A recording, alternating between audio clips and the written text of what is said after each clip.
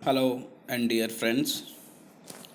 मेरा नाम आशीष कुमार मंत्री है और मैं गवर्नमेंट पॉलिटेक्निक कॉलेज चित्तौड़गढ़ में इलेक्ट्रिकल इंजीनियरिंग डिपार्टमेंट में पढ़ाता हूँ।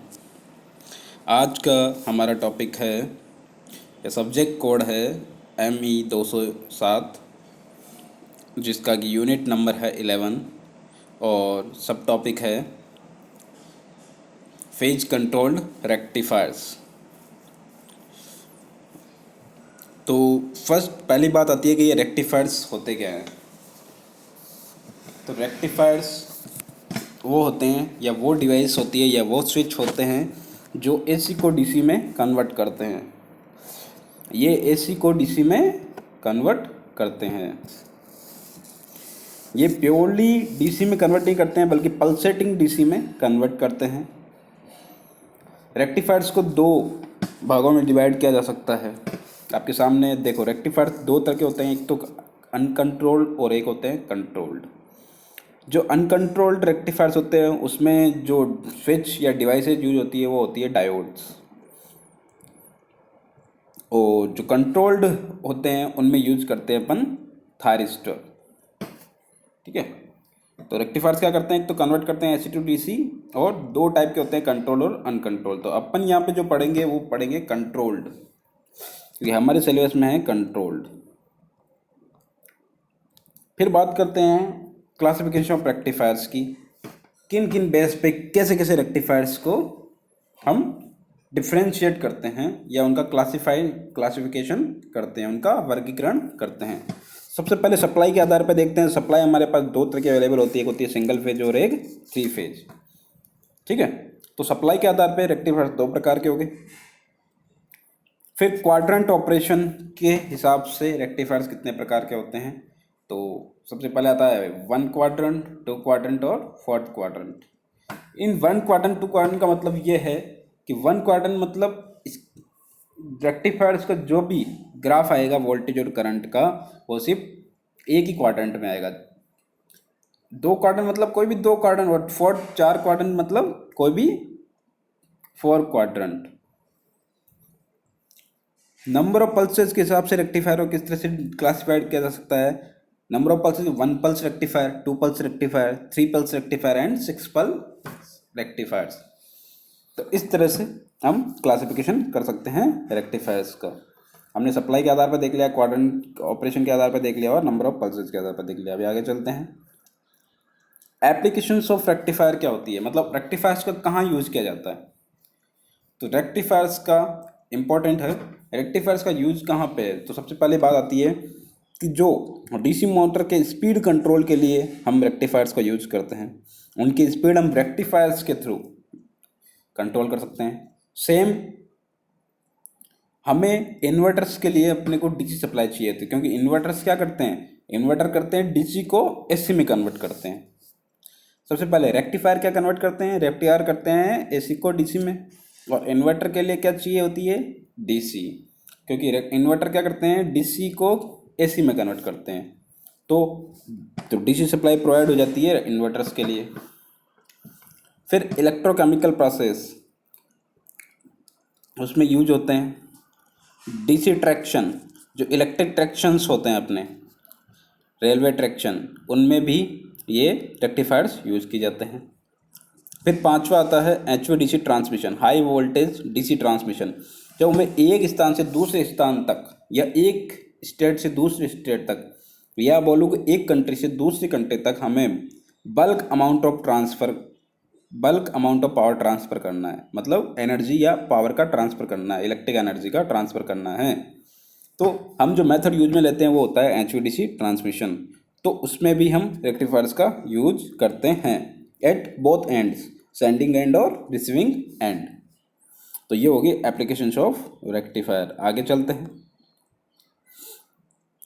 अब रेक्टिफायर्स के बारे में बात करते हैं। तो रेक्टिफायर के टाइप्स हम देखते हैं। Single phase half wave rectifier with R load, RL load, RLE load. Same इसी तरह से सभी single phase full wave rectifier होता है, 3 फेज हाफ वेव रेक्टिफायर होता है और 3 फेज फुल वेव रेक्टिफायर होता है। तीनों में लोड कौन कौन से तरह के रहेंगे, R लोड, रजिस्टिव लोड, फिर resistive plus inductive load plus resistive plus inductive plus battery, या कोई भी। ई मतलब होता है कि कोई भी, चाहे आप मोटर लगा सकते हो, कुछ भी लगा सकते हो उसमें, लोड एज। नेक्स्ट बढ़ते हैं हम। देखिए हमारे सिलेबस में जो है वो है हाफ वेव रेक्टिफायर और full wave rectifier with R load और आर एल लोड। तो हम सबसे पहले स्टार्ट करते हैं single phase half wave rectifier with R load. देखिए इसका नाम हाफ वेव रेक्टिफायर क्यों है? पहली बात तो होता है कि रेक्टिफायर का मतलब क्या है, रेक्टिफायर करता है एसी को डीसी में कन्वर्ट। तो ये हाफ वेव रेक्टिफायर का क्या मतलब है? कहने का मतलब है कि अगर हम फुल वेव लगाते हैं तो अपने को जो आउटपुट में रेक्टिफाइड वेव मिलती है वो 50% ही मिलती है। ये सिर्फ 50% ही इनपुट सप्लाई को डीसी में कन्वर्ट कर सकता है, इसीलिए इसका नाम पड़ा हाफ वेव रेक्टिफायर। अभी देखते हैं अपन इसका ऑपरेशन कैसे होता है। तो हाफ वेव रेक्टिफायर का सबसे पहले सर्किट देखते हैं। सर्किट आपके सामने ये रहा। देखिए हम देते हैं इनको ऐसी सप्लाई। ऐसी सप्लाई देने का क्या मतलब है, या आप ट्रांसफार्मर लगा सकते हैं। देखिए सेकेंडरी साइड में हमारा सर्किट है, इनपुट सप्लाई वीएस है। सेकेंडरी साइड में हमारे पास वोल्टेज के, देखिए एसी की वेव किस तरह की होती है, वीपी है बराबर होता है वीएम साइन ओमेगा टी। तो ये होती है एसी की वेव। ऐसे सिग्नल इस तरह का होगा, साइन वेव या साइनसोइडल सिग्नल। यहाँ पे उसके बाद में सीरीज में लगाया तो एक थायरिस्टर T1, या बोल सकते हैं अपन इसको SCR, और एक रजिस्टिव लोड लगा जिसके अक्रॉस अपन ने वोल्टेज V0 माना है। हमको क्या चाहिए, एक तो आउटपुट वोल्टेज V0 चाहिए और सर्किट में चलने वाली करंट चाहिए और voltage across thyristor during operation. तो सबसे पहले हम देखेंगे, आपको सर्किट समझ में आ गया। हाफ वेव रेक्टिफायर के लिए हम कितने कितने थायरिस्टर यूज करेंगे, एक थायरिस्टर यूज करेंगे। तो ये देखिए सबसे पहले अपने इनपुट वेव क्या होगी। इनपुट वेव नंबर 1 पे दिख रही है आपको V1 करके या VS करके। तो हमारी इस तरह से ये इनपुट वेव होती है। अब हम जानते हैं कि जैसे हम सप्लाई को ऑन करेंगे तो थायरिस्टर हमारा कंडक्ट नहीं करेगा, क्योंकि थायरिस्टर को कंडक्ट कराने के लिए हमको क्या करना पड़ेगा, एक पर्टिकुलर अमाउंट ऑफ इनपुट देना पड़ेगा। उस अमाउंट का मतलब क्या है कि थायरिस्टर लैचिंग करंट पे या लैचिंग करंट के जस्ट ऊपर वो ऑन होता है। डायरेक्ट आप सप्लाई लगाओगे तो वो ऑन नहीं होगा। तो ये कंट्रोल्ड है, इसीलिए इसको बोलते हैं कंट्रोल्ड रेक्टिफायर। तो इसको एक पर्टिकुलर अमाउंट तक सप्लाई देते हैं और वहाँ पे हम इसको फायर करते हैं। तो मान लिया कि हमने ओमेगा टी बराबर अल्फ़ा डिग्री, अल्फ़ा डिग्री कुछ भी हो सकता है, ओमेगा टी बराबर अल्फ़ा ये एंगल है, ओमेगा टी बराबर अल्फ़ा पे थायरिस्टर को फायर किया। तो थायरिस्टर को फायर किया हमने ओमेगा टी बराबर अल्फ़ा पे। तो बताओ 0 से अल्फ़ा के बीच में हमें आउटपुट कुछ मिलेगा क्या? क्योंकि जब थायरिस्टर ही ऑन नहीं है तो सर्किट में करंट ही नहीं चलेगी, तो आउटपुट क्या मिलेगा, 0। तो सबसे पहले V0 क्या मिलेगा अपने को, 0। तो देखिए 0 टू अल्फ़ा जो सेकेंड वाली वेव है, देखिए 0 टू अल्फ़ा में अपने को आउटपुट वोल्टेज V0 क्या मिल रहा है, 0। सेम इसी तरह से हम देखते हैं करंट भी अपने को क्या मिलेगी, क्योंकि सर्किट में कोई करंट नहीं है 0 से अल्फ़ा के बीच में, तो करंट अपने को क्या मिलेगी, 0। इस कंडीशन में जब तक थायरिस्टर अभी ऑन नहीं हुआ है 0 से अल्फ़ा के बीच में, तो उस समय जितना का जितना जो वोल्टेज है, जो वीएम साइन ओमेगा टी, ये किस पे लग जाएगा, सारा का सारा थायरिस्टर पे अप्लाई होगा। तो थायरिस्टर के अगर एक्रॉस अपन VT1 देखेंगे तो वोल्टेज क्या आएगा, वह वोल्टेज वेव किस तरह की आएगी, इस तरह की। ये जो अपनी ये VT1 ये वाली ब्लू कलर का जो वेव अपने शो कर रखा है, ये इस तरह का अपने पास ओमेगा 0 से अल्फ़ा के बीच में थायरिस्टर के अक्रॉस वोल्टेज इस तरह से आएगा। अब एट ओमेगा टी बराबर अल्फ़ा पे थायरिस्टर ऑन हो जाता है। थायरिस्टर ऑन होते ही क्या होगा, थायरिस्टर शॉर्ट हो जाएगा, मतलब थायरिस्टर के अक्रॉस वोल्टेज क्या हो जाएगा, 0। ठीक है। तो ये देखिए फोर्थ वेव में, देखिए ये ब्लू कलर में ओमेगा टी बराबर अल्फ़ा पे एकदम से क्या हुआ, थायरिस्टर ऑन हो गया। थायरिस्टर ऑन होते ही क्या हो गया, वो शॉर्ट हो गया। शॉर्ट हो गया तो वोल्टेज अक्रॉस थायरिस्टर क्या हो गया, 0। तो ये देख लीजिए अल्फा पाई तक वोल्टेज अक्रॉस थायरिस्टर कुछ भी नहीं आ रहा, मतलब 0 है। अब बात करते हैं कि जब ओमेगा टी बराबर अल्फ़ा पे थायरिस्टर ऑन हो जाता है तो अपने आउटपुट में क्या आएगा, वेन जब रजिस्टिव लोड है, जो इनपुट वेव होगी वही आउटपुट वेव होगी, मतलब आउटपुट वेव इनपुट को फॉलो करेगी। तो वोल्टेज की वेव किस तरह की होगी देखिए, ओमेगा टी बराबर अल्फा पे जो वोल्टेज होगा वो आउटपुट वी आर के क्रॉस वी नोट आ जाएगा। इनपुट वेव शेप को फॉलो करता हुआ बिल्कुल अल्फा से पाई तक, अल्फा से पाई तक। सेम इसी तरह से रजिस्टिव लोड है तो करंट भी इसी तरह की आएगी बिल्कुल, क्योंकि कोई फेज डिफरेंस नहीं है, वोल्टेज और करंट इन फेज है, तो जो करंट है वही वही वोल्टेज है। तो देखिए ये रेड कलर में आपको जो वेव शेप दिख रही है ये क्या है, करंट की वेव शेप आई नोट। ठीक है, अब अपन बात करते हैं, देखिए जब अल्फा, हम बात कर लिए अल्फा से पाई तक की, अब पाई के बाद में क्या होगा, जो नेगेटिव हाफ साइकिल अप्लाई होगा सर्किट में। तो हम जानते हैं कि थायरिस्टर सिर्फ एक ही डायरेक्शन में काम करता है, वो डायरेक्शन है फॉरवर्ड कंडक्शन मोड या फॉरवर्ड डायरेक्शन में। थायरिस्टर रिवर्स डायरेक्शन में काम नहीं करता है। और जब हम रिवर्स सप्लाई लगाएंगे या नेगेटिव हाफ साइकिल लगाएंगे तो थायरिस्टर हमारा ऑन ही नहीं होगा। थायरिस्टर ऑन ही नहीं होगा तो वोल्टेज आउटपुट कुछ आएगा क्या हमारे पास में, नहीं आएगा। तो हमारे पास आउटपुट वोल्टेज क्या हो जाएगा, देखिए जीरो, पाई से 2 पाई के बीच में। सेम इसी तरह से करंट भी क्या हो जाएगी, 0 पाई से 2 पाई के बीच में। लेकिन उस समय जब output voltage V naught zero आ रहा है तो जो इनपुट सप्लाई है वो सारी सारी किस पे अप्लाई हो रही है, थायरिस्टर पे, है कि नहीं है। तो थायरिस्टर के अक्रॉस वोल्टेज कितना आएगा, जो हमने सप्लाई लग रही है वो का वो सारा का सारा वोल्टेज इसके क्रॉस आ जाएगा थायरिस्टर के। ये देखिए ब्लू कलर की वेव शेप आपको दिख रही है नेगेटिव साइकिल, ये सारा का सारा वोल्टेज आ जाएगा थायरिस्टर के अक्रॉस। तो थायरिस्टर के अगर अक्रॉस वोल्टेज पता करना है पाई से 0 से 2 पाई के बीच में, तो इस तरह से रहेगा। सबसे पहले 0 से अल्फा तक, फिर अल्फा से पाई तक 0, और पाई से 2 पाई के बीच में नेगेटिव हाफ साइकिल। और ये देखिए पाई से 0 से 2 पाई तक सिर्फ ये आधे साइकिल में ही अपने को आउटपुट देते हैं, नेक्स्ट हाफ साइकिल में अपने को आउटपुट नहीं देते हैं, इसीलिए इसका नाम पड़ा हाफ वेव रेक्टिफायर। मतलब पूरी वेव अप्लाई करेंगे तो हमको मिलेगी क्या, आधी वेव। इसीलिए क्योंकि ये दोनों डायरेक्शन में काम नहीं करता। दोनों डायरेक्शन का मतलब है ये सिर्फ पॉजिटिव डायरेक्शन में काम करेगा, नेगेटिव डायरेक्शन में काम नहीं करेगा। तो देखिए अपने पास जो करंट आई, आउटपुट करंट वो भी पॉजिटिव डायरेक्शन में आई, मतलब एक ही डायरेक्शन में, और जो वोल्टेज है वो भी एक ही डायरेक्शन में है। तो हम जानते हैं अगर हम वोल्टेज और करंट में ग्राफ बनाते हैं तो हमको वोल्टेज भी पॉजिटिव मिल रहा है, करंट भी पॉजिटिव मिल रहा है। तो हमारा जो ऑपरेशन हुआ ये कौन से क्वाड्रेंट में होगा, ये होगा फर्स्ट क्वाड्रेंट में, क्योंकि दोनों इस क्वाड्रेंट में आउटपुट वोल्टेज आउटपुट करंट दोनों की दोनों पॉजिटिव रहती है अकॉर्डिंग टू वेव शेप। तो इस तरह से हम, ये हो गया अपना half wave single phase half wave rectifier with R load. अब आगे बढ़ते हैं, सबसे पहले ये देखते हैं फायरिंग एंगल अल्फा क्या है। ये एंगल है from zero crossing of the input voltage and the distant when thyristor is fired. मतलब जीरो क्रॉसिंग क्या होती है, ये होती है zero crossing from zero, starting से जीरो से, और कहाँ से कहाँ तक, instant when thyristor is fired. Thyristor कहाँ से कहाँ तक होता है फायर्ड, अल्फा में फायर्ड हुआ, तो जो जीरो से अल्फा है, मतलब जो अल्फा डिग्री है क्या है, the angle between the zero crossing of the input voltage and the instant thyristor is fired, इन दोनों के बीच का डिफरेंस क्या है, अल्फा डिग्री। तो ये है firing angle alpha. At omega T बराबर अल्फा पे थायरिस्टर को हम फायर करते हैं। अब हम बात करते हैं average output voltage of single phase half wave rectifier with R load. हमें दो तरह के वोल्टेज निकालने पड़ेंगे, एक एवरेज वोल्टेज निकालेंगे और एक आरएमएस वोल्टेज निकालेंगे।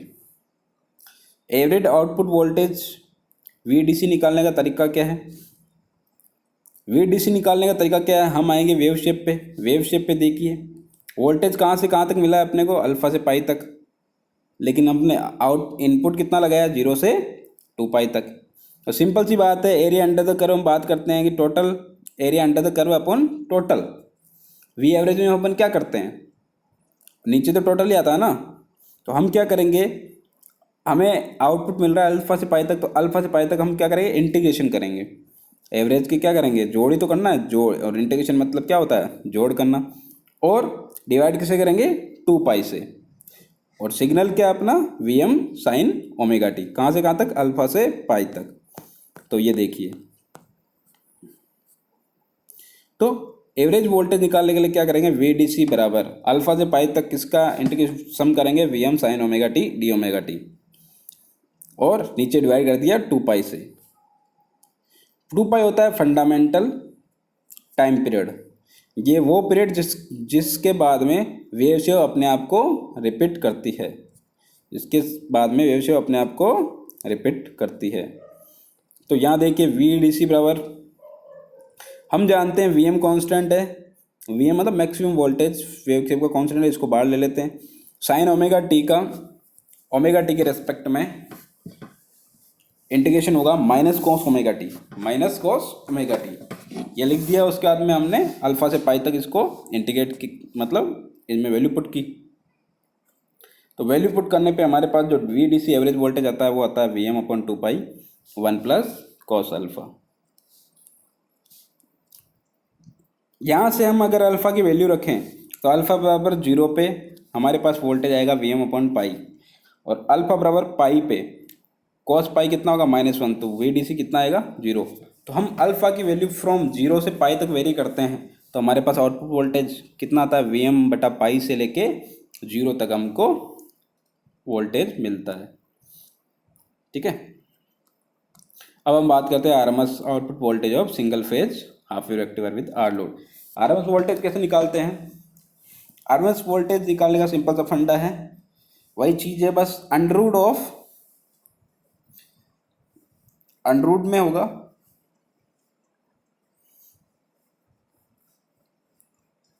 रूट मीन स्क्वायर है ये V R M S, root mean square, जो भी है हमने सिग्नल लगाया है उसका स्क्वायर करना है। V M sine omega T का इसका स्क्वायर करेंगे तो V M square sine square omega T हो जाएगा। अल्फा से पाई तक हमारे पास में आउटपुट वोल्टेज आया था, और 1/2 पाई ये अपना फंडामेंटल टाइम पीरियड है, ये पूरा का सारा अंडररूट में रहेगा। तो हम इसको कैलकुलेट करेंगे, तो वी एम स्क्वायर कॉन्स्टेंट है, इसको बाहर ले लो एक बार, और साइन स्क्वायर ओमेगा टी को हम लिख सकते हैं 1 minus cos 2 omega T, formula है, साइन स्क्वायर ओमेगा टी को लिख सकते हैं ना 1 minus cos 2 omega T upon 2, तो ये 2 को बाहर ले लो, तो ये 2 पाई इंटू 2 4 पाई हो जाएगा। अब हम इसको कैलकुलेट करेंगे, देखिए 1 का ओमेगा टी का रह जाएगा, सबसे पहले अलग अलग करेंगे तो 1 का क्या होगा ओमेगा टी, तो इसमें वैल्यू पुट करेंगे तो पाई माइनस अल्फा आ जाएगा, ये पाई माइनस अल्फा। अब माइनस कोस 2 ओमेगा टी, कोस 2 ओमेगा टी का इंटीग्रेशन क्या होगा कोस 2 ओमेगा टी, ये देखिए यहाँ पे हमने साइन का इंटीग्रेशन किया, हमारे पास क्या आया माइनस कोस ओमेगा टी, तो कोस 2 ओमेगा टी का करेंगे तो माइनस एज इट इज रहेगा, और साइन 2 ओमेगा टी, और 2 ओमेगा टी का क्या होगा नीचे 2 आ जाएगा इंटीग्रेशन में। ठीक है, अब इनमें हम वैल्यू पुट करेंगे अल्फा से पाई के बीच में। सबसे पहले पाई वैल्यू पुट किया तो 0 आया, क्योंकि कोस 2 पाई बराबर क्या होता है 0, फिर माइनस साइन आगे लगा, माइनस माइनस प्लस हो जाएगा, और अल्फा पुट किया तो साइन 2 अल्फा बाई 2 आ जाएगा। तो इस तरह से ये आरएमएस वैल्यू ये आई है। तो इस तरह से हमने single phase half wave rectifier का आर लोड के साथ में हमने कंप्लीट देख लिया। अब हम बात करेंगे single phase half wave rectifier with RL load. RL load मतलब resistive plus inductive load. Simple सी बात है, ऐसी सोर्स अप्लाई किया है जिसमें वी एस बराबर होता है V M sine omega T, thyristor T1 लगा रखा है, और जो लोड है वो रेजिस्टेंस प्लस इंडक्टिव लोड दोनों है। देखिए सिंपल सी बात है, इसमें भी हम ओमेगा टी बराबर अल्फा पे फायर करेंगे, ये एंगल वहाँ, ये अल्फा एंगल क्या है वहाँ पे जहाँ पे थायरिस्टर ऑन होता है। तो हम बात करते हैं थायरिस्टर, देखिए वेव शेप किस तरह की आएगी, wave form for half wave rectifier. ये सबसे पहले इनपुट की वेव शेप देख लीजिए, V S sign omega T दिख रही है अपने को। उसके बाद हम बात करते हैं ओमेगा टी बराबर alpha, V naught output voltage कब आएगा, देखिए ओमेगा टी बराबर अल्फा पे हम थायरिस्टर को ऑन करेंगे तो सर्किट में करंट चलेगी, थायरिस्टर भी ऑन हो जाएगा, तो थायरिस्टर के अक्रॉस वोल्टेज क्या हो जाएगा उस समय ओमेगा टी बराबर अल्फा पे 0। उससे पहले तो वोल्टेज अप्लाई हो रहा था, क्योंकि जो भी सारा का सारा वोल्टेज अप्लाई हो रहा था वो किस पे आ रहा था थायरिस्टर, क्योंकि आउटपुट में करंट है नहीं आर और एल में, तो ऑटोमेटिक वोल्टेज क्या हो जाएगा 0, तो सारा का सारा वोल्टेज थायरिस्टर पे अप्लाई हो रहा था। अब अल्फा डिग्री पे थायरिस्टर ऑन हो गया तो सर्किट ये शॉर्ट हो गया और करंट चलने लगी, तो आउटपुट वोल्टेज मिलने लग गया। आउटपुट वोल्टेज क्या आएगा, ये देखिए ओमेगा टी बराबर अल्फा पे ये वेव शेप इसको फॉलो करेगी, वेव फॉर्म को फॉलो करेगी, और सेम इसी तरह से करंट भी चलेगी, है कि नहीं। अब करंट का मैग्नीट्यूड एज सेम एज पहले की तरह नहीं होगा, करंट जीरो से इंक्रीज होगी, फ्रॉम जीरो से इंक्रीज होगी, क्योंकि आर एल लोड है तो इनिशियल कंडीशंस भी लगी, तो टी बराबर जीरो से ये स्टार्ट होगी, टी बराबर अल्फा से स्टार्ट होगी। तो करंट और वोल्टेज में आपको फेज दिखाई दे रहा है क्योंकि इसमें एल आ गया है, इसलिए दोनों का फेज डिफरेंस अलग अलग होगा। ठीक है, तो अब अल्फा से पाई तक सप्लाई लगती रही, अल्फा से पाई तक करंट भी चलती रही। ठीक है, अब बात करते हैं पाई के बाद में। देखिए अल्फा से पाई तक करंट चलती रही, जिसके कारण क्या हुआ, इंडक्टर अपने अंदर स्टोर्ड एनर्जी को स्टोर करता रहा। अब अल्फा बराबर पाई के बाद में, सॉरी पाई के बाद में क्या होगा, सप्लाई चेंज हो जाएगी, लेकिन इंडक्टर अपन की एक प्रॉपर्टी है कि ये करंट को चेंज नहीं होने देगा। वो कैसे नहीं देगा, क्योंकि इसके पास स्टोर्ड एनर्जी है और उस स्टोर्ड एनर्जी से ये तब तक करंट चलाएगा जब तक इसकी एनर्जी ख़त्म नहीं हो जाती। तो पाई के बाद में भी करंट सेम डायरेक्शन में चलाए रखेगा एल, क्योंकि जितनी इसने एनर्जी स्टोर्ड की है उतनी की उतनी एनर्जी ये वापस रिवर्स डायरेक्शन में देगा। तो ये देखिए फ्रॉम अल्फा बराबर ये ओमेगा टी बराबर अल्फा से 90 तक इसने एनर्जी स्टोर्ड की है। आफ्टर 90 तो जितनी एनर्जी इसने स्टोर्ड की है उतनी की उतनी एनर्जी, मतलब पॉजिटिव डायरेक्शन में अल्फा से पाई तक इसने एनर्जी स्टोर्ड की है, उतनी की उतनी एनर्जी वापस रिवर्स डायरेक्शन में वोल्टेज अप्लाई होगा, तो ये करंट चलाता रहेगा क्योंकि इसमें स्टोर्ड एनर्जी है, जिसके कारण क्या होगा, करंट देखिए इस तरह से चलती रहेगी।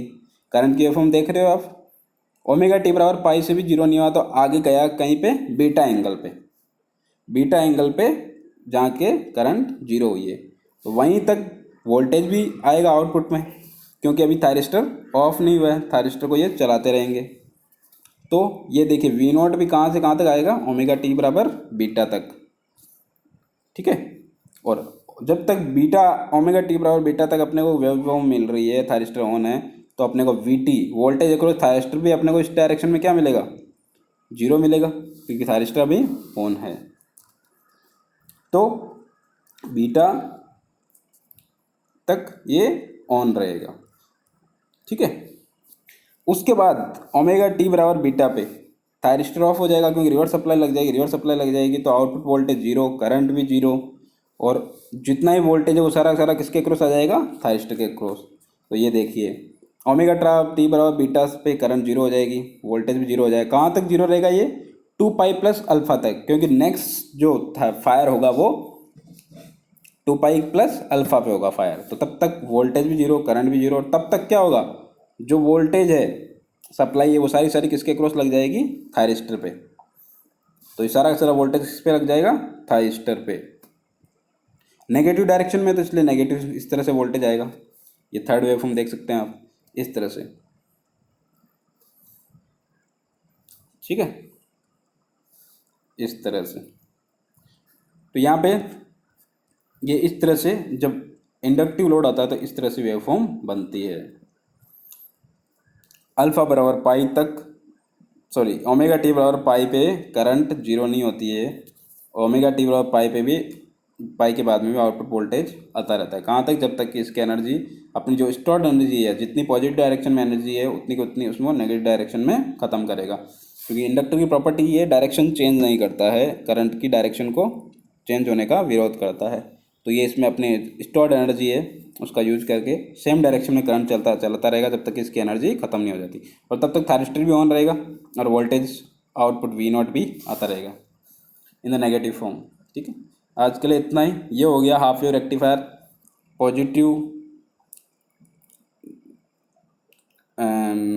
हाफ वेव रेक्टिफायर हो गया आर लोड और R L load. Next class में हम देखेंगे rectifier with half wave rectifier, half wave controlled rectifier with, sorry full wave controlled rectifier with R load और आर एल लोड। आज के लिए इतना ही, थैंक यू।